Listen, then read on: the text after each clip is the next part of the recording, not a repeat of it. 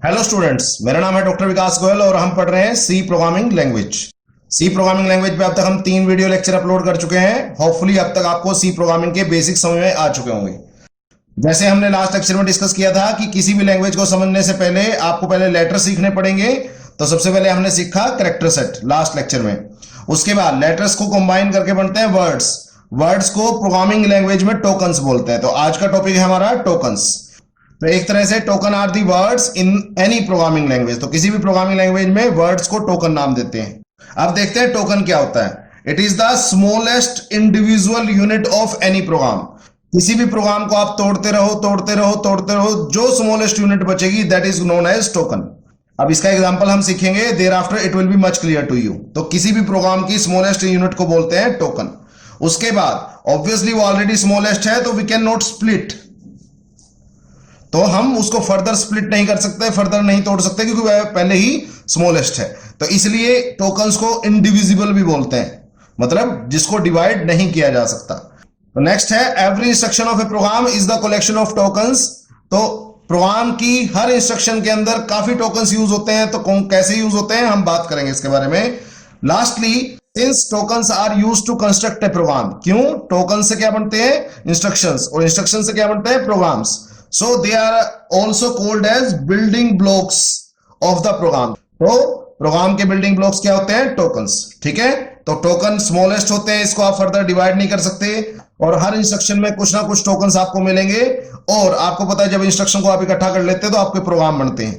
तो ultimately token से instructions बन रहे हैं और इंस्ट्रक्शन से प्रोग्राम बन रहे हैं। तो इसलिए बोला जाता है कि प्रोग्राम के बिल्डिंग ब्लॉक्स कौन है टोकन्स। ध्यान रखिएगा। तो अब देखते हैं टोकन्स कितने टाइप के होते हैं। तो फर्स्ट टाइप ऑफ टोकन है दैट इज कीवर्ड। तो कीवर्ड जो है वो प्री डिफाइंड वर्ड्स होते हैं जिनका स्पेसिफिक मीनिंग होता है, जो ऑलरेडी कंपाइलर को पता होता है।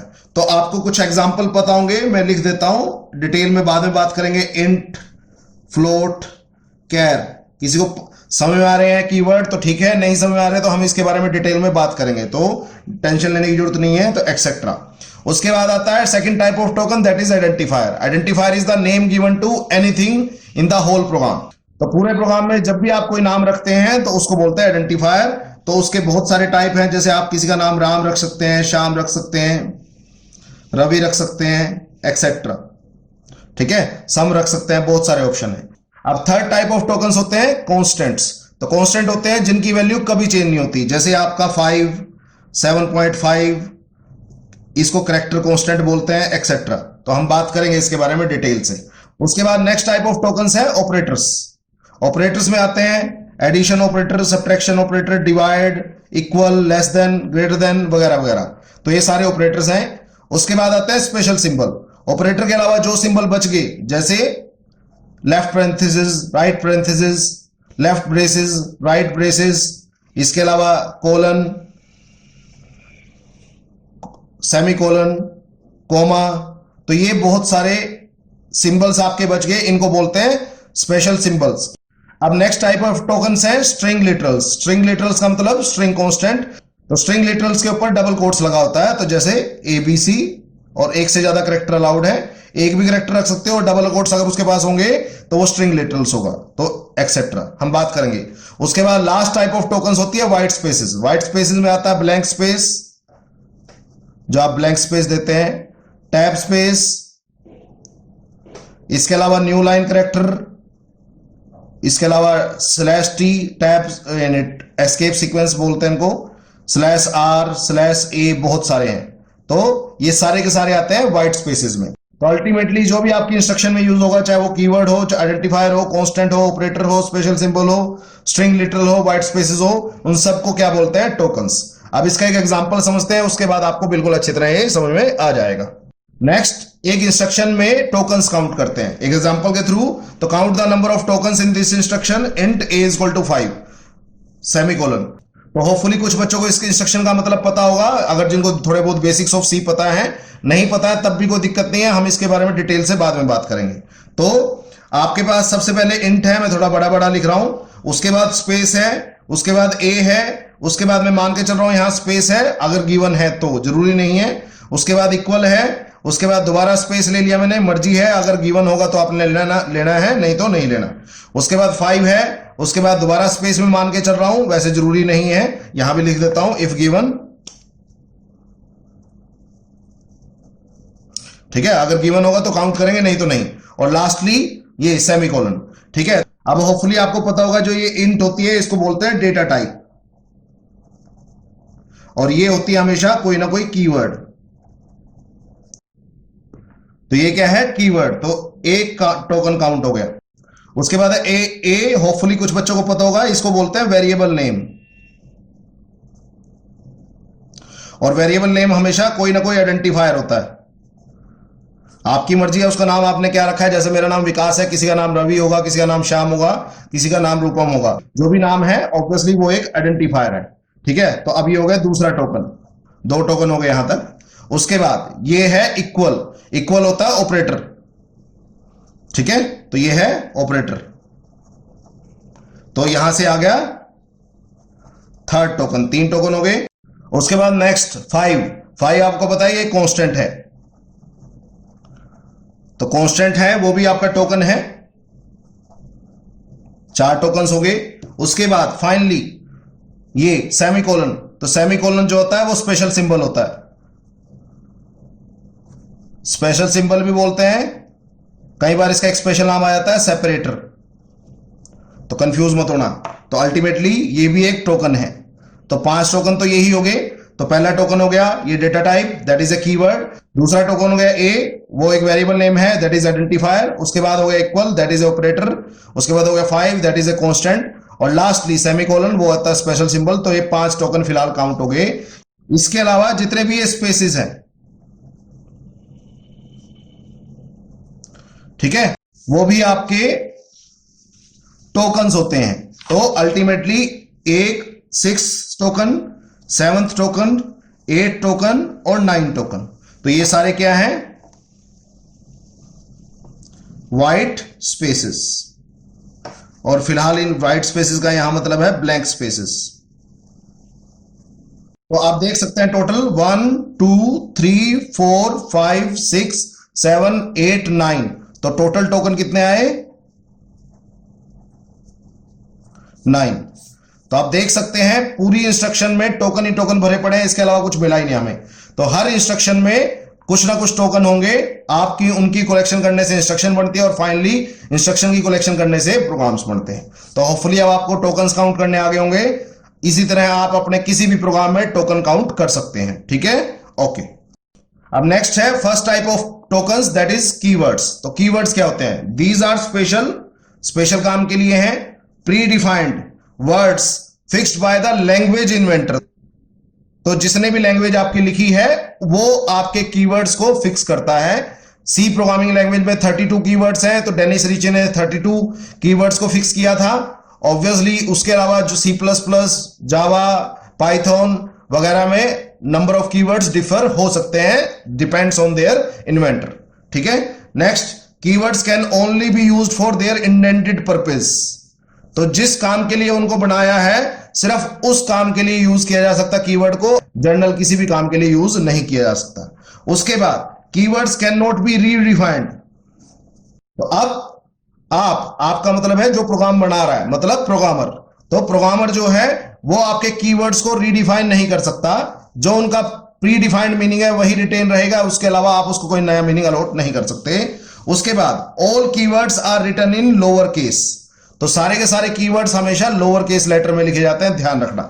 उसके बाद देयर आर टोटल 32 कीवर्ड्स। तो सी प्रोग्रामिंग लैंग्वेज में 32 कीवर्ड है, किसी और प्रोग्रामिंग लैंग्वेज में और ज्यादा भी हो सकते हैं और कम भी हो सकते हैं। ठीक है, next, last, keywords are sometimes also called as reserved words.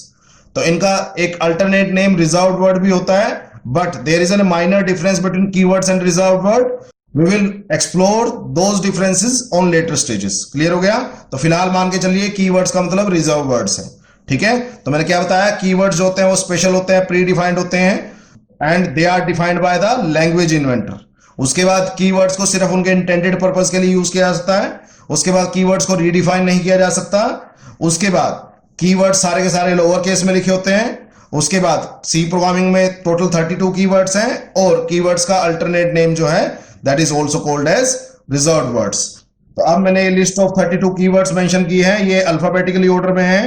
तो auto, break, case, char, const, continue, default, do, double, else, enum, extern, float, for, go to, if, int, long, register, return, short, signed, size of, static, struct, switch, typedef, union, unsigned, void, volatile, while, ये सारे के सारे keywords हम पढ़ेंगे। आपको कुछ बच्चों को पता भी होगा, आपका जो ये कैर है, फ्लोट है, इंट है, ये डेटा टाइप होती हैं। डबल भी आपकी डेटा टाइप है। इसके अलावा आपका जो ये एल्स है, इफ है, ये इफ एल्स स्टेटमेंट में यूज होता है। उसके अलावा डू, फॉर और वाइल जो है ये लूप्स होती हैं। तो होपफुली कुछ बच्चों को पता होगा, नहीं पता होगा तो कोई बात नहीं, हम डिटेल में टोटल में इसके बारे में बात करेंगे। तो don't get confuse out there. तो आपको बस ये पता होना चाहिए देयर आर टोटल 32 कीवर्ड्स। बस हम वन बाय वन इन सब कीवर्ड्स को यूज करेंगे और आपको इनका मतलब समझाएंगे। तो इन सब कीवर्ड्स का स्पेशल मीनिंग है। ये सारे के सारे कीवर्ड्स सिर्फ स्पेशल पर्पस के काम आते हैं। हम बात करेंगे कि किसका क्या स्पेशल पर्पस है लेटर स्टेजेस पे, ठीक है। नेक्स्ट टाइप ऑफ टोकन्स है दैट इज आइडेंटिफायर्स। तो आइडेंटिफायर्स क्या होते हैं, ध्यान से सुनिएगा। Identifiers are user defined names. तो आपकी मर्जी है, यूजर का मतलब प्रोग्रामर, जो प्रोग्राम बना रहा है उसकी मर्जी है, उसने आपको नाम देने हैं, गिवन टू एनी। अब जब आप प्रोग्राम लिखते हैं तो उसके अंदर वेरिएबल्स यूज हो सकते हैं, एरे यूज करने पड़ सकते हैं, function, structure, union, enumeration files, बहुत सारे ऐसे चीजें हैं जो आप प्रोग्राम के दौरान यूज करेंगे। तो उनका कुछ ना कुछ आपको नाम देना पड़ेगा। तो जो भी आप नाम देंगे उनको बोलते हैं आइडेंटिफायर्स। जैसे हम जनरल डिस्कशन करते हैं कि मान लो अगर घर में आपका कोई न्यूबॉर्न बेबी है कि उसका क्या नाम रखें, तो उसका नाम जो भी आप रखें, आप उसके लिए गूगल करते हैं, रिसर्च करते हैं, दोस्तों से पूछते हैं, उसके अलावा फ्रेंड्स वगैरह के नाम देखते हैं, वगैरह वगैरह, बहुत सारे तरीके हैं। तो उन सब नामों को बोलते हैं आइडेंटिफायर। क्यों? क्योंकि उस नाम से वो बच्चा जिंदगी भर पहचाना जाएगा। जैसे मेरा नाम विकास है तो I will be identified by name Vikas through out my life. Similarly किसी का नाम रवि है, किसी का नाम अरुण है और किसी का नाम कुछ और है, तो ऑब्वियसली वो जिंदगी भर उसी नाम से पहचाने जाएंगे। इसी तरह प्रोग्राम में भी आपको कुछ नाम अलॉट करने पड़ते हैं, उन नेम्स को बोलते हैं आइडेंटिफायर्स। तो जब हम प्रोग्राम लिखेंगे तो बारे में ज्यादा डिटेल में समझेंगे, ठीक है। अब वापस आते हैं, what are the rules for writing identifiers. तो आइडेंटिफायर्स लिखने के रूल क्या है? फर्स्ट है ऑल अल्फाबेट्स आर अलाउड। तो सारे ए टू जेड, चाहे वो अपर केस लेटर हो चाहे वो लोअर केस लेटर हो, वो सारे के सारे अलाउड है मुझे यूज करना किसी के भी नाम रखने में। Second, all digits. तो सारे के सारे डिजिट 0 to 9 डिजिट्स मुझे अलाउड है किसी भी नाम को अलॉट करने में या किसी भी नाम को सोचने में। उसके बाद only underscore is allowed from special symbol. तो मेरे पास बहुत सारे स्पेशल सिंबल मैंने बताए थे करेक्टर सेट में, comma, semicolon, less than, greater than, equal to वगैरह बहुत सारे। उसमें से सिर्फ एक अंडरस्कोर ऐसा है जो आपको अलाउड है नाम रखने में, ठीक है। तो सी प्रोग्रामिंग में सारे अल्फाबेट्स, सारे डिजिट्स और स्पेशल सिंबल में से सिर्फ अंडरस्कोर और कुछ नहीं, ठीक है, अलाउड है आपको नाम रखने के लिए। उसके बाद फोर्थ पॉइंट है identifier can start with either alphabet और अंडरस्कोर।